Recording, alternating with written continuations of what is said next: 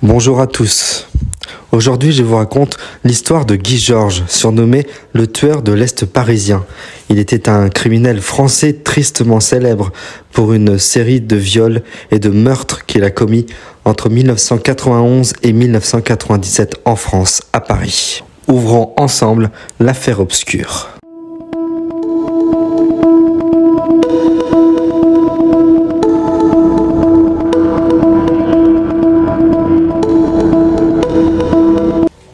Il ciblait des jeunes femmes, souvent étudiantes, qui vivaient principalement seules, qu'il suivait jusque chez elles avant de les agresser, les violer et les assassiner. Ces crimes ont eu lieu principalement dans l'est de Paris, d'où son surnom. Il laissait peu de traces, ce qui a rendu l'enquête extrêmement difficile. Il repérait donc ses victimes avant de les suivre chez elles pour enfin pouvoir s'introduire à leur domicile. Il forçait la porte et les menaçait de les tuer. Une fois à l'intérieur, il exerçait une violence extrême. Il les violait, les torturait et les assassinait à l'aide d'un couteau ou en les étranglant. Son mode opératoire démontrait une certaine préméditation et une volonté folle de semer la terreur. Il choisissait ses victimes au hasard, ce qui compliquait le travail des enquêteurs.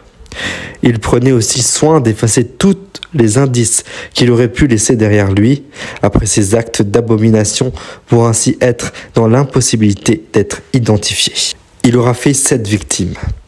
Pascal Escaffaille, 19 ans, tué le 8 janvier 1991. Catherine Rocher, 30 ans, tuée le 23 juillet 1991.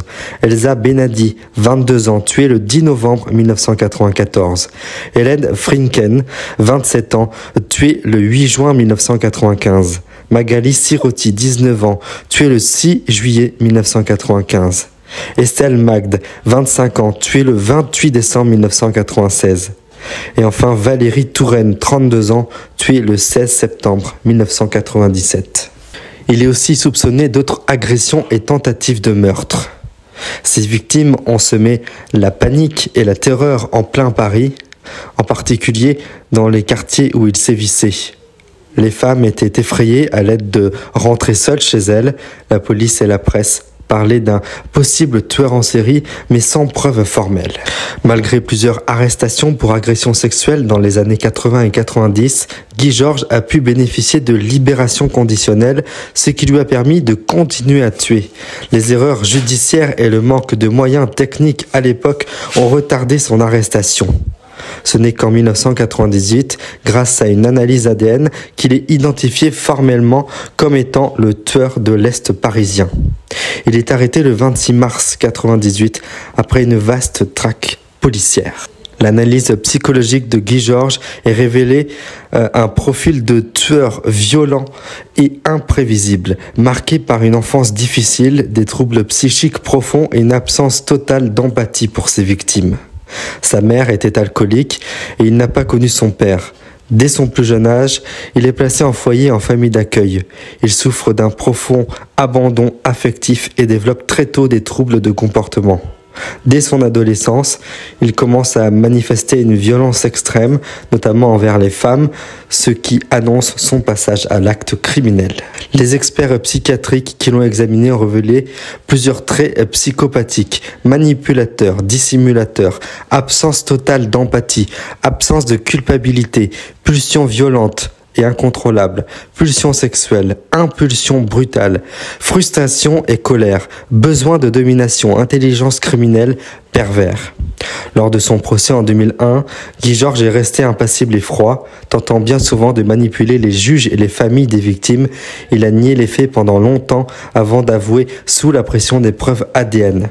Le psychiatre Daniel Zaguri, qui l'a analysé, le décrit comme un prédateur incontrôlable, incapable d'éprouver de la compassion.